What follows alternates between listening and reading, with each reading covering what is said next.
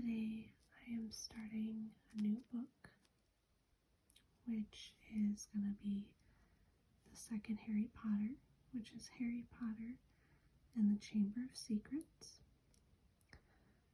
For those of you who have been with my channel, you'll notice this book is about as beat up as my first one, because I've had it for a very long time.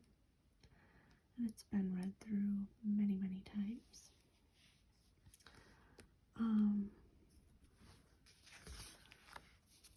Very beat up. So, in these ones, I'm only doing one chapter per video, because usually they are a bit longer chapters than the Goosebumps book I read in my previous, for my previous book. So, since this one is a little beat up, I am going to be a little more delicate until I get a little deeper in the book, because as you can see, it is splitting a little bit. So, I'm just going to get started. Chapter 1, The Worst Birthday. Not for the first time, an argument had broken out over breakfast at number 4 Privet Drive. Mr. Vernon Dursley had been woken in the early hours of the morning by a loud hooting noise from his nephew Harry's room. Third time this week, he roared across the table. If you can't control that owl, it'll have to go. Harry tried yet again to explain. She's bored, he said. She's used to flying around outside. If I could just let her out at night. Do I look stupid? Snarled Uncle Vernon, a bit of fried egg dangling from his bushy mustache. I know what'll happen if that owl's let out. He exchanged dark looks with his wife Petunia. Harry tried to argue back, but his words were drowned by a long, loud belch from the Dursley's son, Dudley. I want more bacon. There's more in the frying pan, sweetums, said Aunt Petunia, turning misty eyes on her massive son. We must build you up. We must build you up while we've got the chance. I don't like the sound of that school food. Nonsense, Petunia. I never went hungry when I was at Smeltings, said Uncle Vernon heartily. Dudley gets enough, don't you, son? Dudley, who was so large, his bottom drooped over either side of the kitchen chair, grinned and turned to Harry. Pass the frying pan. You've forgotten the magic word, said Harry irritably. The effect of this simple sentence on the rest of the family was incredible. Dudley gasped and fell off his chair with a crash that shook the whole kitchen. Mrs. Dursley gave a small scream and clapped her hands to her mouth. Mr. Dursley jumped to his feet, veins throbbing in his temples. I meant please, said Harry quickly. I didn't mean, what have I told you? Thundered his uncle, spraying spit over the table, about saying the M word in our house. But how dare you threaten Dudley? Roared Uncle Vernon, pounding the table with his fist. I warned you. I will not tolerate mention of your abnormality under this roof.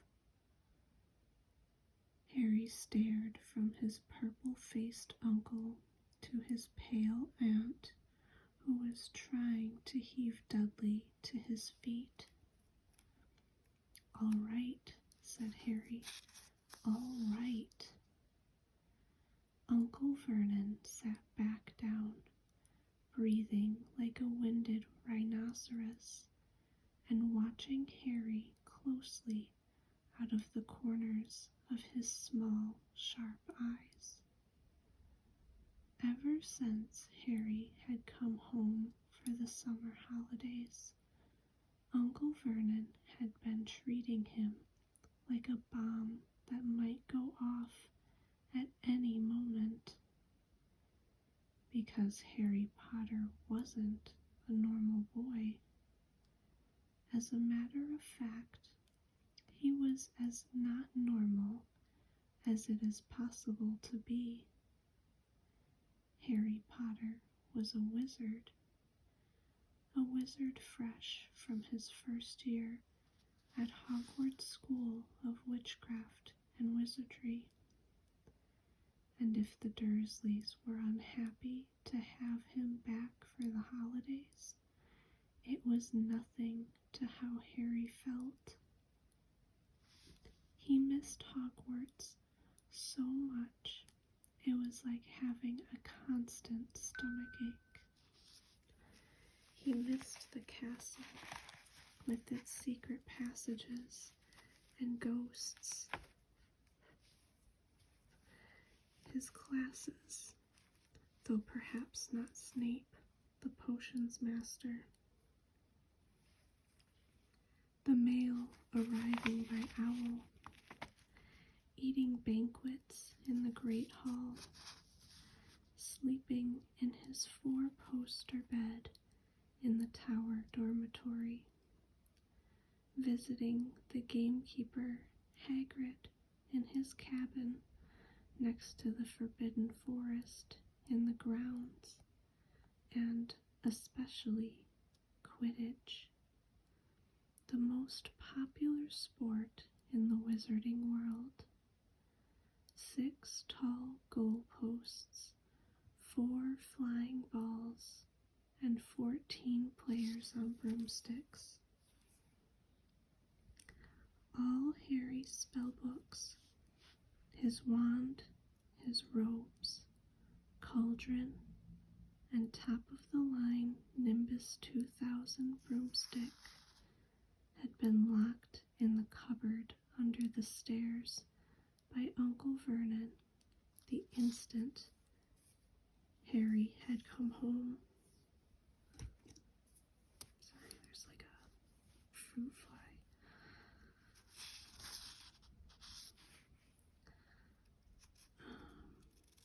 What did the Dursleys care if Harry lost his place on the house Quidditch team because he hadn't practiced all summer?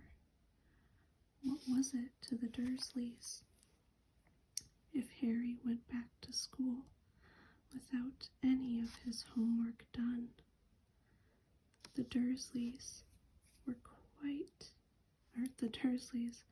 what wizards called muggles, not a drop of magical blood in their veins. And as far as they were concerned, having a wizard in the family was a matter of deepest shame.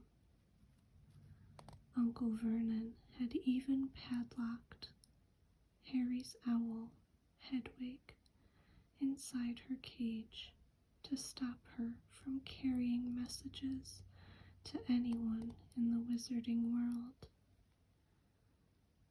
Harry looked nothing like the rest of the family.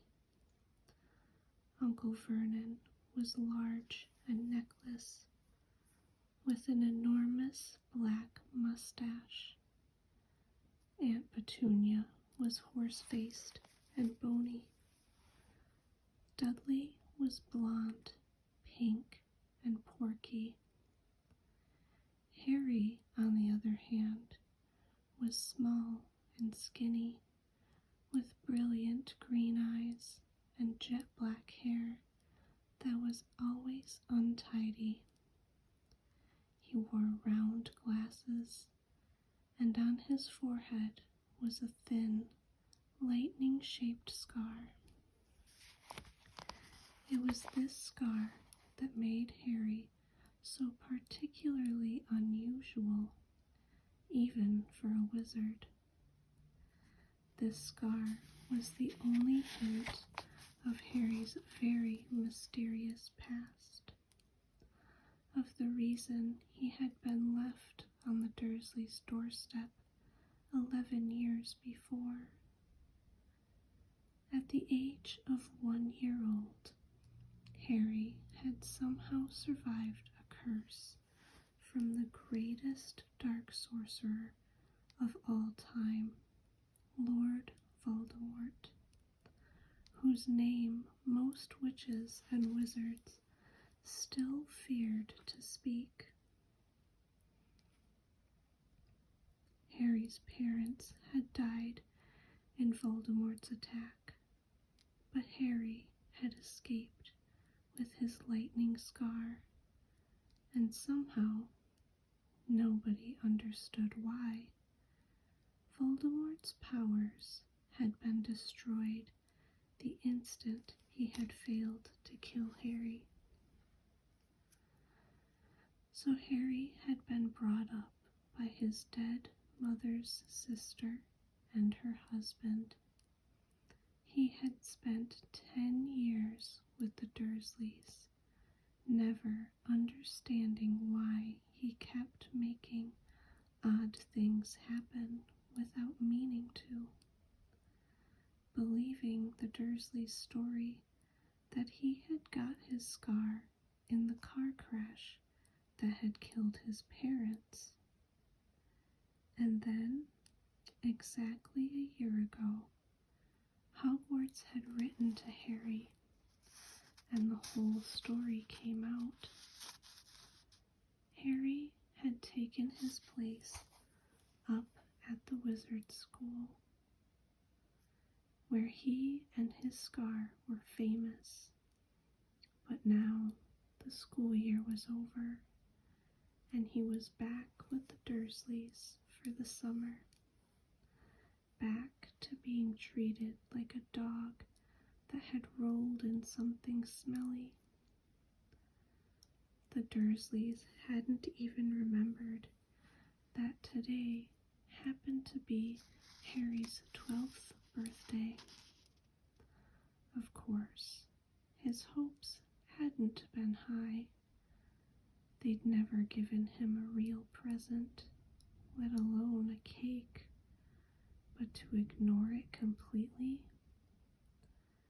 At that moment, Uncle Vernon cleared his throat importantly and said, "Now, as we all know, today is a very important day." Harry looked up, hardly daring to believe it. "This could well be the day I make the biggest deal of my career," said Uncle Vernon. Harry went back to his toast. Of course, he thought bitterly, Uncle Vernon was talking about the stupid dinner party. He'd been talking of nothing else for 2 weeks. Some rich builder and his wife were coming to dinner, and Uncle Vernon was hoping to get a huge order from him. Uncle Vernon's company made drills. I think we should run through the schedule one more time, said Uncle Vernon. We should all be in position at 8 o'clock. Petunia, you will be in the lounge, said Aunt Petunia promptly, waiting to welcome them graciously to our home. Good, good. And Dudley, I'll be waiting to open the door. Dudley put on a foul, simpering smile. May I take your coats, Mr. and Mrs. Mason? They'll love him, cried Aunt Petunia rapturously. Excellent, Dudley, said Uncle Vernon. Then he rounded on Harry. And you? I'll be in my bedroom, making no noise and pretending I'm not there, said Harry tonelessly. Exactly, said Uncle Vernon nastily. I will lead them into the lounge, introduce you, Petunia, and pour them drinks. At 8:15, I'll announce dinner, said Aunt Petunia. And Dudley, you'll say, May I take you through to the dining room, Mrs. Mason? Said Dudley, offering his fat arm to an invisible woman. My perfect little gentleman, sniffed Aunt Petunia. And you, said Uncle Vernon viciously to Harry. I'll be in my room, making no noise and pretending I'm not there, said Harry dully. Precisely. Now we should aim to get in a few good compliments at dinner. Petunia, any ideas? Vernon tells me you're a wonderful golfer, Mr. Mason. Do tell me where you bought your dress, Mrs. Mason. Perfect. Dudley, how about we had to write an essay about our hero at school, Mr. Mason, and I wrote about you. This was too much for both Aunt Petunia and Harry. Aunt Petunia burst into tears and hugged her son, while Harry ducked under the table so they wouldn't see him laughing. And you, boy? Harry fought to keep his face straight as he emerged. I'll be in my room, making no noise and pretending I'm not there, he said. Too right you will, said Uncle Vernon forcefully. The Masons don't know anything about you, and it's going to stay that way. When dinner's over, you take Mrs. Mason back to the lounge for coffee, Petunia, and I'll bring the subject around to drills. With any luck, I'll have the deal signed and sealed before the news at 10. We'll be shopping for a vacation home in Majorca this time tomorrow. Harry couldn't feel too excited about this. He didn't think the Dursleys would like him any better in Majorca than they did on Privet Drive. Right. I'm off into town to pick up the dinner jackets for Dudley and me. And you, he snarled at Harry, You stay out of your aunt's way while she's cleaning. Harry left through the back door. It was a brilliant, sunny day. He crossed the lawn, slumped down on the garden bench, and sang under his breath, "Happy birthday to me, happy birthday to me."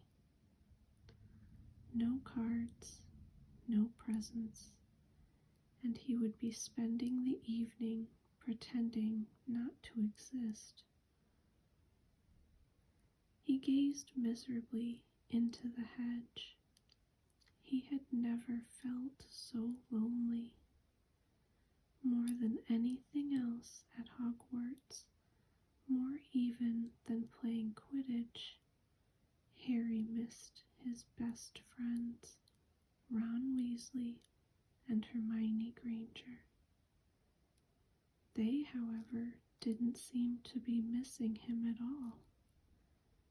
Neither of them had written to him all summer, even though Ron had said he was going to ask Harry to come and stay.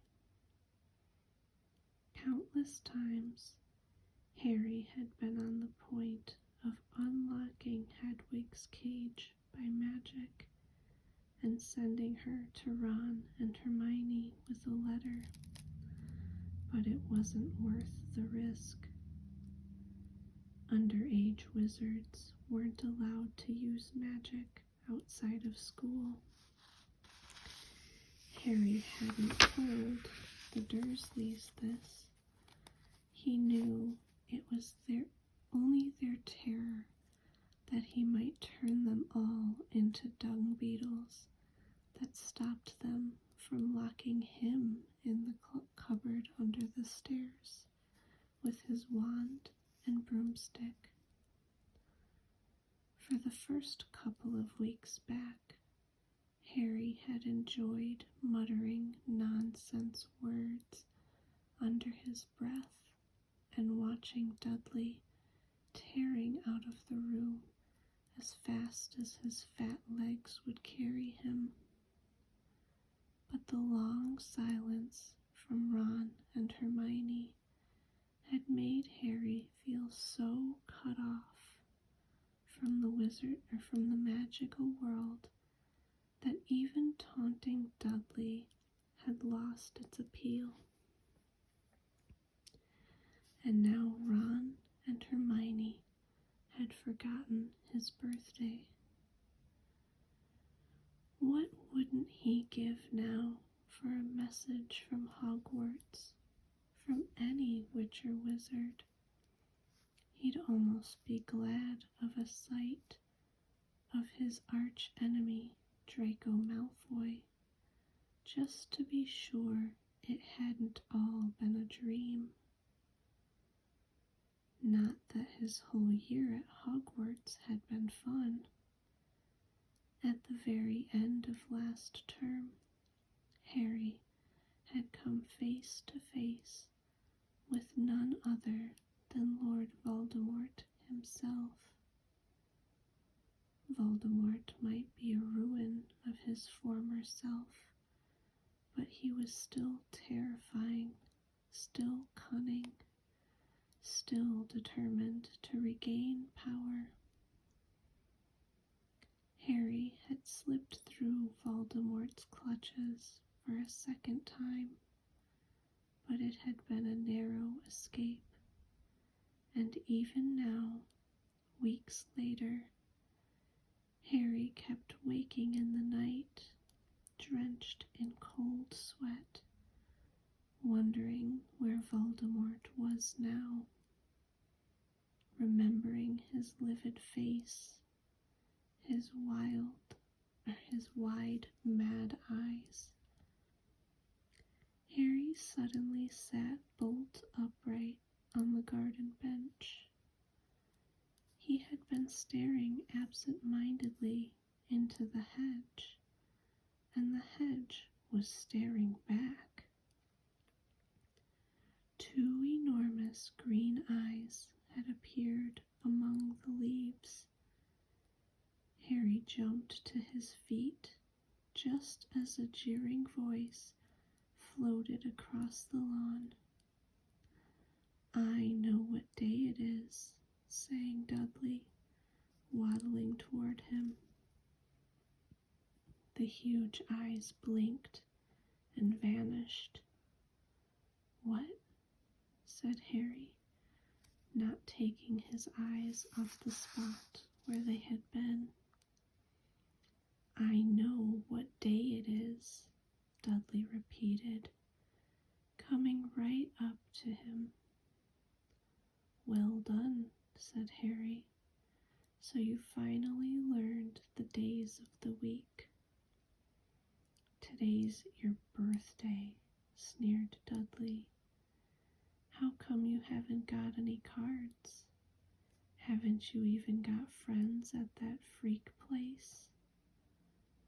"Better not let your mum hear you talking about my school," said Harry coolly. Dudley hitched up his trousers, which were slipping down his fat bottom. "Why are you staring at the hedge?" he said suspiciously. "I'm trying to decide what would be the best spell to set it on fire," said Harry. Dudley stumbled backward at once, a look of panic on his fat face. "You can't. Dad told you you're not to do magic. He said he'll chuck you out of the house, and you haven't got anywhere else to go. You haven't got any friends to take you." "Jiggery pokery," said Harry in a fierce voice. "Hocus pocus, squiggly wiggly." "Mom!" howled Dudley, tripping over his feet as he dashed back toward the house. "Mom! He's doing you know what." Harry paid dearly for his moment of fun, as neither Dudley nor the hedge was in any way hurt. Aunt Petunia knew he hadn't really done magic, but he still had to duck as she aimed a heavy blow at his head with a soapy frying pan. Then she gave him work to do, with the promise he wouldn't eat again until he'd finished. While Dudley lolled around, watching and eating ice cream, Harry cleaned the windows, washed the car, mowed the lawn, trimmed the flower beds, pruned and watered the roses, and repainted the garden bench. The sun blazed overhead, burning the back of his neck. Harry knew he shouldn't have risen to Dudley's bait, but Dudley had said the very thing Harry had been thinking himself. Maybe he didn't have any friends at Hogwarts. Wish they could see famous Harry Potter now, he thought savagely as he spread manure on the flower beds, his back aching, sweat running down his face. It was 7:30 in the evening when at last, exhausted, he heard Aunt Petunia calling him. "Get in here and walk on the newspaper." Harry moved gladly into the shade of the gleaming kitchen. On top of the fridge stood tonight's pudding, a huge mound of whipped cream and sugared violets. A loin of roast pork was sizzling in the oven. Eat quickly. The Masons will be here soon, snapped Aunt Petunia, pointing to 2 slices of bread and a lump of cheese on the kitchen table. She was already wearing a salmon pink cocktail dress. Harry washed his hands and bolted down his pitiful supper. The moment he had finished, Aunt Petunia whisked away his plate. Upstairs. Hurry. As he passed the door to the living room, Harry caught a glimpse of Uncle Vernon and Dudley in bow ties and dinner jackets. He had only just reached the upstairs landing when the doorbell rang and Uncle Vernon's furious face appeared at the foot of the stairs. Remember, boy, 1 sound. Harry crossed to his bedroom on tiptoe, slipped inside, closed the door, and turned to collapse on his bed. The trouble was, there was already someone sitting on it. Alright, guys, that is the end of chapter 1. I will pick it up in the next video with chapter 2. And I hope you guys have a good night and sweet dreams. And I'll see you in the next video. Bye, guys.